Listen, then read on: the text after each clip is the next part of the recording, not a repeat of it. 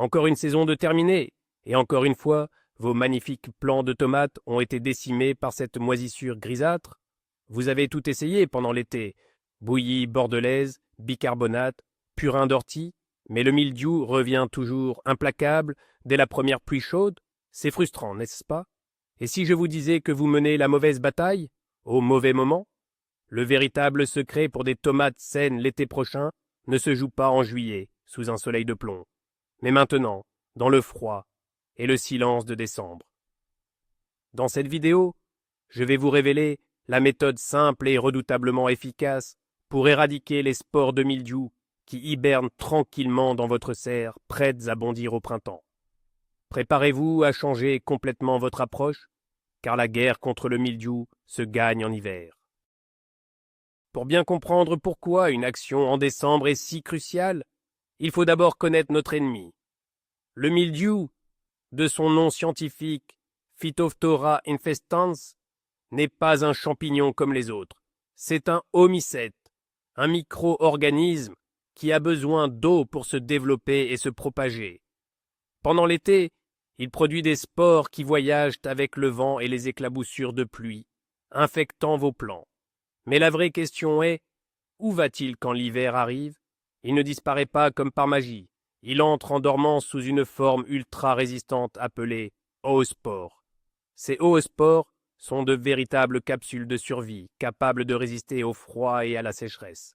Et votre serre, même non chauffée, est pour elle un refuge de luxe. Elle se cache dans les débris végétaux que vous avez oubliés, dans les premiers centimètres du sol, sur les tuteurs et même dans les interstices des parois de la serre. Elles attendent patiemment le retour de conditions favorables, c'est-à-dire l'humidité et la douceur du printemps, pour germer et lancer une nouvelle attaque massive sur vos jeunes plants de tomates vulnérables. La première étape, et peut-être la plus fondamentale, est de comprendre que votre serre, en hiver, n'est pas un lieu mort, c'est un incubateur. Contrairement au jardin extérieur, où le gel profond peut détruire une partie des pathogènes, la serre offre une protection relative. La température y descend moins bas et l'humidité résiduelle y est souvent plus élevée. C'est un microclimat parfait pour la survie des oospores du mildiou. Chaque feuille de tomate oubliée, chaque fruit momifié tombé au sol, chaque tuteur en bois non nettoyé est un potentiel foyer d'infection pour l'année suivante. Pensez à votre serre comme à une chambre d'hôpital. Si vous ne stérilisez pas les instruments et les surfaces après le passage d'un patient malade, le prochain patient sera inévitablement contaminé. C'est exactement la même logique. L'erreur que commettent de nombreux jardiniers est de considérer le nettoyage de fin de saison comme une simple corvée de rangement. Ils arrachent les pieds de tomates, passent un coup de râteau et pensent que le travail est fait. Mais les spores, elles, sont microscopiques. Elles sont toujours là, tapies dans l'ombre, attendant leur heure. Le traitement de décembre n'est donc pas une option, c'est une nécessité sanitaire pour briser le cycle de la maladie. Alors, où se cache précisément cet ennemi invisible? Absolument partout. Le sol est le réservoir numéro 1. Les oospores peuvent y survivre plusieurs années, attendant patiemment qu'une plante haute, comme une tomate ou une pomme de terre, soit plantée à proximité. Elles se logent aussi sur toutes les surfaces. Les structures en bois de votre serre, avec leur texture poreuse, sont des nids parfaits. Les tuteurs en bambou ou en bois, surtout s'ils ont été utilisés plusieurs années de suite, sont littéralement imprégnés de spores. Pensez aussi aux ficelles, aux étiquettes en plastique, aux pots que vous avez laissés traîner, et même à vos outils de jardinage. Une pelle ou un sécateur mal nettoyé peut recontaminer tout un espace. L'eau stagnante dans un arrosoir ou une soucoupe est également un vecteur. Le mildiou aime l'humidité. La moindre condensation sur les parois en verre ou en plastique de la serre peut devenir un point de départ pour l'infection au printemps. Il faut donc mener une véritable enquête ou une inspection minutieuse de chaque recoin. Ne sous-estimez aucun élément.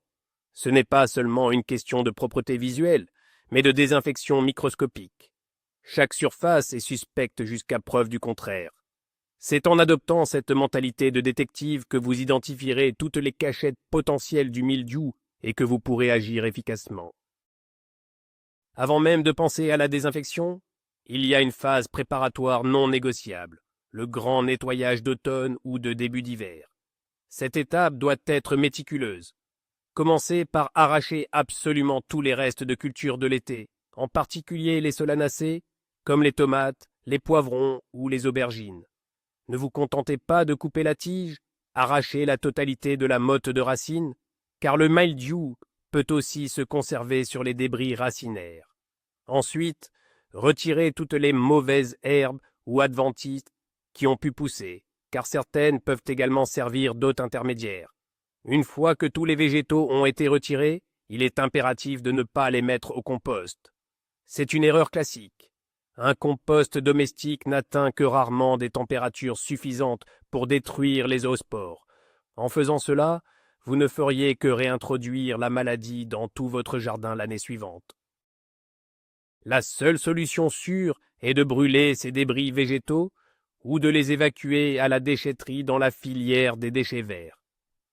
Une fois la serre vidée de ses plantes, passez un coup de râteau très soigneux pour ramasser toutes les feuilles, brindilles et fruits tombés au sol.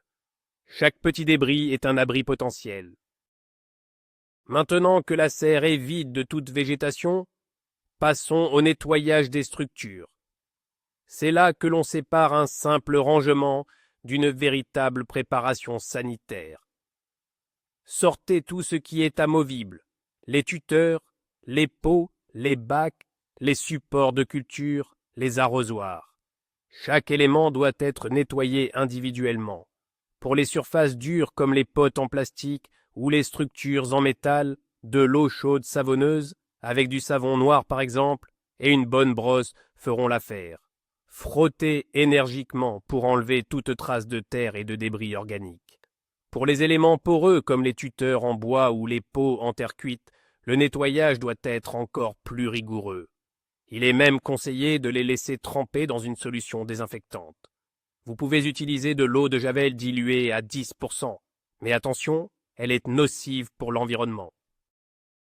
Une alternative plus écologique est le vinaigre blanc pur qui a des propriétés fongicides. Laissez tremper les objets pendant au moins 1 heure, puis brossez-les et rincez-les abondamment. L'objectif est de ne laisser aucune aspérité où les spores pourraient y se nicher. N'oubliez pas les vitres ou les parois en polycarbonate. Un bon nettoyage à l'eau et au savon noir améliorera non seulement l'hygiène, mais aussi la luminosité dans la serre pour les cultures futures. Nous arrivons maintenant au cœur du problème et à la solution la plus efficace pour une désinfection en profondeur, le traitement au soufre. Pourquoi le soufre? Le soufre est un élément naturel utilisé depuis l'Antiquité pour ses propriétés fongicides et acaricides. Lorsqu'il est brûlé sous forme de mèches ou de fleurs, il libère du dioxyde de soufre, un gaz. Et c'est là toute la magie de l'opération. Contrairement à un traitement liquide qui ne touche que les surfaces qu'il atteint, le gaz va se diffuser absolument partout dans la serre. Il va s'infiltrer dans les moindres fissures, dans les interstices du bois, dans la couche superficielle du sol, là où aucun jet d'eau ou pulvérisateur ne pourrait aller. Le dioxyde de soufre agit en détruisant la paroi cellulaire des spores et en bloquant leur métabolisme. C'est une action radicale qui va assainir l'ensemble du volume de votre serre. C'est la méthode la plus fiable pour être certain de ne laisser aucun survivant. Il existe principalement 2 formes pour cet usage. La mèche de soufre, qui ressemble à une sorte de bougie, et le soufre-fleur, une poudre très fine que l'on dépose dans une coupelle métallique. La mèche est souvent plus simple et plus sécuritaire à utiliser pour les amateurs. Avant de vous précipiter pour allumer une mèche de soufre, il est absolument impératif de parler de sécurité. Le dioxyde de soufre est un gaz très irritant pour les voies respiratoires menstrueuses. Il est toxique à forte concentration. La fumigation de la serre doit donc se faire en respectant des règles strictes. Premièrement, équipez-vous. Le port de gants, de lunettes de protection et surtout d'un masque de protection respiratoire adapté au gaz, type A, B, E, K, est non négociable. Deuxièmement, assurez-vous que la serre soit complètement vide de toute vie. Aucune plante ne doit rester à l'intérieur, car le gaz les brûlerait. De même, Si vous avez des insectes auxiliaires comme des bourdons, assurez-vous qu'ils ne soient plus là. Troisièmement, le dioxyde de soufre est très corrosif pour les métaux. Il faut donc soit sortir tous les objets métalliques de la serre, outils, supports en fer, etc., soit les protéger très soigneusement avec des bâches en plastique épaisses et hermétiques. Quatrièmement, choisissez un jour sans vent pour effectuer le traitement, afin d'éviter que le gaz ne s'échappe trop rapidement ou ne se dirige vers une zone non désirée. Enfin, prévenez votre entourage et assurez-vous que ni enfants ni animaux domestiques ne pourront s'approcher de la serre pendant toute la durée du traitement et de l'aération. La préparation de la serre elle-même est une étape clé pour garantir l'efficacité du traitement. Le but est de rendre l'espace le plus hermétique possible pour que le gaz reste concentré à l'intérieur et agisse en profondeur. Commencez par inspecter toutes les parois et le toit. Bouchez toutes les fissures et les trous avec du ruban adhésif ou du mastic. Vérifiez les joints des portes et des fenêtres. Si nécessaire, vous pouvez même calfeutrer le bas de la porte avec un chiffon humide. Fermez bien toutes les aérations, les lucarnes et les entrées. L'idée est de créer une chambre à gaz temporaire. Ensuite, il faut calculer la bonne dose de soufre. La dose recommandée est généralement d'environ 30 à 50 grammes de soufre par mètre cube. Pour calculer le volume de votre serre, c'est simple. Multipliez la longueur par la largeur, puis par la hauteur moyenne. Par exemple, pour une serre de 4 mètres de long, 3 mètres de large et 2 mètres de haut, le volume est de 24 mètres cubes. Il vous faudrait donc environ 1 kg de soufre. Lisez toujours attentivement les instructions du fabricant, car les dosages peuvent varier. Il vaut mieux répartir la dose totale en plusieurs points de combustion si votre serre est grande, pour une diffusion plus homogène du gaz. Le moment est venu de passer à l'action. Voici le protocole détaillé pour l'allumage d'une mèche de soufre. Placez la mèche, ou la coupelle de soufre-fleur, sur un support qui ne craint pas la chaleur, comme une brique ou un parpaing, au centre de la serre.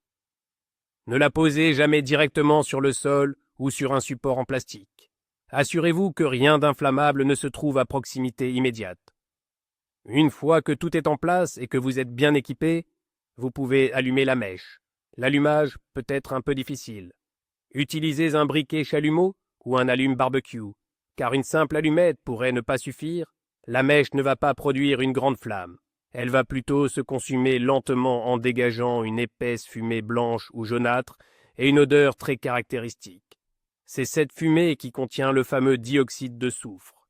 Dès que la combustion est bien démarrée, ne perdez pas une seconde. Sortez immédiatement de la serre, fermez la porte derrière vous et assurez-vous qu'elle est bien close. Il est conseillé de mettre un panneau d'avertissement sur la porte pour indiquer qu'un traitement toxique est en cours. Le timing est crucial. L'opération doit être rapide pour minimiser votre exposition au gaz. Une fois la porte fermée, que se passe-t-il à l'intérieur? La mèche de soufre continue de se consumer, libérant progressivement le dioxyde de soufre, SO2. Ce gaz, plus lourd que l'air, va d'abord se concentrer au niveau du sol avant de remplir lentement tout le volume de la serre. La fumée, visible, que vous avez pu apercevoir, n'est pas seulement le gaz lui-même, mais aussi des particules de soufre. C'est cette atmosphère saturée qui va commencer son travail d'assainissement. Le dioxyde de soufre réagit avec l'humidité présente dans l'air et sur les surfaces pour former de l'acide sulfureux. C'est cet acide qui est un puissant biocide. Il va attaquer les membranes des zoospores du mildiou, des spores d'autres champignons comme l'oïdium ou la rouille, mais aussi les œufs d'acariens et d'autres ravageurs qui auraient pu trouver refuge dans la serre pour l'hiver. Le gaz pénètre partout, dans les pores du bois, sous les rebords des pots, dans la structure granuleuse de la terre en surface. C'est une action globale et totale qu'aucun autre type de traitement ne peut égaler en termes d'efficacité. La serre est littéralement plongée dans un brouillard antiseptique qui ne laisse aucune chance aux pathogènes en dormance. C'est une remise à zéro complète de l'environnement sanitaire de votre espace de culture. Une question essentielle se pose alors. Combien de temps faut-il laisser la serre fermée pour que le traitement soit efficace? La durée est un facteur déterminant. Si vous aérez trop tôt, le gaz n'aura pas eu le temps d'agir en profondeur et certaines spores pourraient en survivre. Il est recommandé de laisser la serre complètement hermétique pendant au moins 24 heures. Idéalement, une durée de 48 heures est encore meilleure, surtout si les températures sont basses, car les réactions chimiques sont plus lentes par temps froid. Pendant cette période, n'ouvrez sous aucun prétexte. Résistez à la tentation de jeter un œil à l'intérieur. Le processus doit se dérouler sans interruption. Cette longue exposition garantit que le dioxyde de soufre a le temps de pénétrer dans tous les recoins et d'agir sur l'ensemble des pathogènes présents. C'est une sorte de quarantaine sanitaire pour votre serre. Profitez de ce temps pour planifier la suite, nettoyer les outils qui étaient à l'extérieur ou simplement vous réjouir à l'idée d'un potager enfin débarrassé de la menace du mildiou. La patience est la clé du succès de cette opération. 24 à 48 heures de patience en décembre peuvent vous épargner des semaines de traitement et de déception en été. Après la période de confinement de 24 à 48 heures, vient une autre étape tout aussi cruciale pour votre sécurité, l'aération. Le dioxyde de soufre est toujours présent à l'intérieur, même si la fumée n'est plus visible. Il est donc hors de question d'entrer dans la serre sans précaution. Avant d'ouvrir, remettez votre équipement de protection complet, masque, lunettes et gants. Approchez-vous de la porte, ouvrez-la en grand, et si possible, ouvrez également une fenêtre ou une lucarne à l'opposé pour créer un courant d'air. Une fois les ouvertures créées, éloignez-vous immédiatement et laissez la serre s'aérer naturellement. La durée de l'aération dépend de la taille de votre serre et des conditions météorologiques. Par temps venteux, quelques heures peuvent en suffire. Par temps calme, il est plus prudent de laisser aérer pendant une journée entière. Ne retournez à l'intérieur que lorsque l'odeur caractéristique de soufre a complètement disparu. C'est le meilleur indicateur. Une fois l'air renouvelé, vous pourrez entrer en toute sécurité pour retirer les résidus de la mèche de soufre et commencer à préparer la serre pour le printemps. Ne négligez jamais cette étape d'aération, votre santé en dépend. Le traitement au soufre a fait son œuvre, votre serre est maintenant saine. Mais le travail n'est pas tout à fait terminé. Que faire après? C'est le moment idéal pour penser à la santé de votre sol.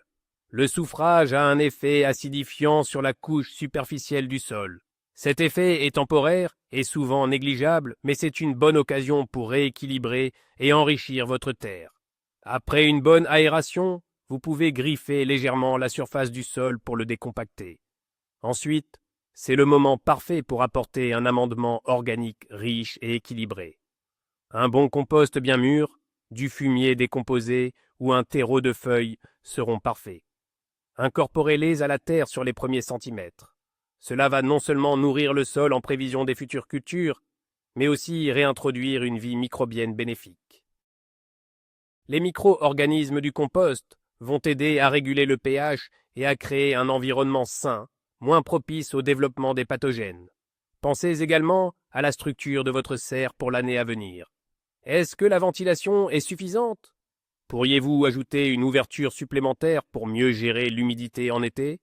C'est maintenant qu'il faut y réfléchir. La prévention est un travail de longue haleine. Certains jardiniers peuvent être réticents à l'idée d'utiliser du soufre, que ce soit par crainte de manipuler le produit ou pour des raisons écologiques. Existe-t-il une alternative? Oui, il existe une autre méthode ancestrale pour assainir le sol de la serre, le traitement à la chaux. Attention, il ne s'agit pas d'un traitement gazeux, donc son action se limitera principalement au sol et aux parois si vous en badigeonnez. Il ne sera pas aussi complet qu'un traitement au soufre pour les structures en hauteur. Cependant, c'est une excellente méthode pour désinfecter la terre. La chaux va fortement augmenter le pH du sol de manière temporaire, créant un environnement très alcalin dans lequel les hauts spores du mildiou et autres champignons ne peuvent pas survivre. C'est un choc de pH qui a un effet stérilisant. On utilise pour cela de la chaux vive ou de la chaux éteinte. Ce traitement a aussi l'avantage d'améliorer la structure des sols lourds et argileux et d'apporter du calcium, un élément nutritif essentiel pour les tomates qui aide notamment à prévenir la maladie du cul noir. C'est donc une solution doublement intéressante pour la santé du sol et la prévention des maladies. Si vous optez pour la solution à la chaux, il est crucial de ne pas vous tromper de produit et de prendre de grandes précautions. Il existe principalement deux types de chaux, la chaux vive, oxyde de calcium, et la chaux éteinte, hydroxyde de calcium.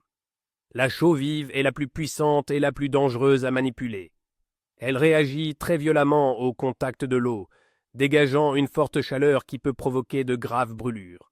Son utilisation requiert un équipement de protection complet, gants, lunettes, masques anti-poussière, vêtements couvrants, et doit être réservée aux jardiniers très avertis. La chaux éteinte est beaucoup plus sûre à utiliser, elle a déjà réagi avec de l'eau et ne présente plus ce danger de réaction exothermique. Pour le traitement, on les pend sous forme de poudre fine sur toute la surface du sol de la serre, à raison d'environ 100 à 200 grammes par mètre carré. On peut ensuite l'incorporer légèrement à la terre avec un croc ou un râteau. Il est aussi possible de la mélanger avec de l'eau pour en faire un lait de chaux, une sorte de peinture blanche que l'on peut appliquer au pinceau sur les murets, les structures en bois et les troncs d'arbres pour les assainir. Laissez agir la chaux pendant plusieurs semaines avant de commencer vos plantations. Profitons de ce moment pour tordre le cou à quelques mythes et légendes tenaces concernant le mildiou. Le premier mythe, le mildiou arrive avec la pluie. C'est à la fois vrai et faux. La pluie ne crée pas le mildiou, mais elle offre les conditions idéales pour sa propagation. Les éclaboussures projettent les spores du sol sur les feuilles basses, et l'humidité ambiante leur permet de germer et d'infecter la plante. Mais les spores doivent déjà être présentes sur place, d'où l'importance de notre traitement hivernal. Deuxième mythe, il suffit de planter des œillets d'Inde pour protéger les tomates. Si les œillets d'Inde sont utiles contre certains nématodes du sol, leur efficacité contre le mildiou est proche de zéro. C'est une croyance populaire sans fondement scientifique. Troisième mythe, mon voisin a le mildiou, donc je l'aurai forcément. S'il est vrai que les spores peuvent voyager avec le vent, la principale source d'infection pour votre potager est très souvent votre propre potager de l'année précédente. En assainissant votre serre, vous réduisez de 90% le risque d'une attaque précoce et massive, même si votre voisin est touché. Vous partez avec une longueur d'avance considérable. Le traitement hivernal est la base, le grand coup de balai qui remet les compteurs à zéro. Mais il ne vous dispense pas d'adopter de bonnes pratiques de prévention pendant toute la saison de culture. Ces gestes quotidiens sont le complément indispensable pour maintenir un environnement sain. Premièrement, l'arrosage. N'arrosez jamais le feuillage de vos tomates. Arrosez toujours au pied des plants, de préférence le matin, pour que le sol ait le temps de sécher en surface pendant la journée. L'utilisation d'un système de goutte à goutte est idéale. Deuxièmement, l'espacement. Ne serrez pas trop vos plants. Laissez au moins 50 à 70 cm entre chaque pied. Un bon espacement favorise la circulation de l'air, ce qui permet au feuillage de sécher plus rapidement après une pluie ou la rosée du matin, limitant ainsi les risques d'infection. Troisièmement, la taille. Supprimez régulièrement les feuilles du bas qui touchent le sol. Ce sont les premières à être contaminées par les spores présents dans la terre. Pensez aussi à effeuiller légèrement le centre du plant pour améliorer l'aération. La gestion de l'humidité est le nerf de la guerre, surtout sous serre. Une serre est un milieu clos où l'humidité peut vite atteindre des niveaux critiques. La clé est la ventilation. Dès que les températures le permettent, ouvrez la serre tous les jours. Créez des courants d'air en ouvrant la porte et une lucarne de toit. L'air doit circuler. C'est le meilleur moyen d'éviter la condensation sur les feuilles et les parois, ce fameux point de rosée qui est la condition sine qua non pour la germination des spores de mildiou. Pensez également au paillage. Un bon paillis au pied de vos tomates, paille, tonte de gazon séché, feuilles mortes, a un double avantage. Il garde l'humidité dans le sol, ce qui réduit les besoins en arrosage. Mais surtout, il crée une barrière physique entre la terre et les feuilles basses. Il limite ainsi très fortement les projections de spores de contaminés lors des arrosages. C'est un geste simple qui change radicalement la donne. La combinaison d'un arrosage au pied, d'une bonne ventilation et d'un paillage efficace crée un microclimat beaucoup moins favorable au développement du mildiou. Enfin, même avec toutes ces précautions, restez vigilants. L'observation régulière de vos plants est essentielle. Inspectez vos tomates au moins une fois tous les 2 ou 3 jours. Cherchez les premiers signes, une petite tache huileuse, d'aspect vert-gris sur une feuille, qui vire rapidement au brun noir. Regardez aussi sous les feuilles, où un léger duvet blanc peut apparaître par temps humides. Si vous repérez une feuille suspecte, n'hésitez pas. Coupez-la immédiatement et jetez-la à la poubelle, pas au compost.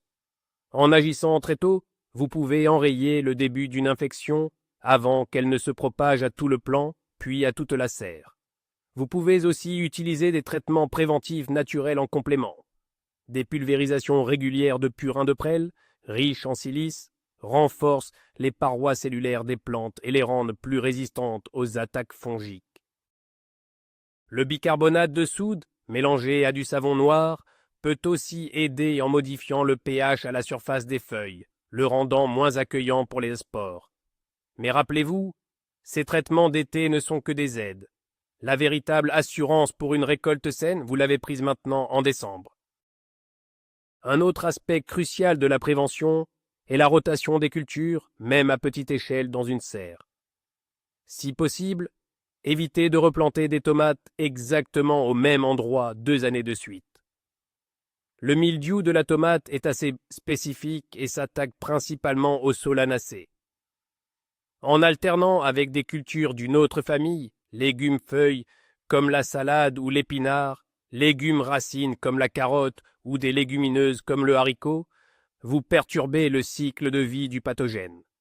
Si des spores ont malgré tout survécu dans le sol, elles ne trouveront pas leur plante hôte de prédilection et leur population diminuera naturellement.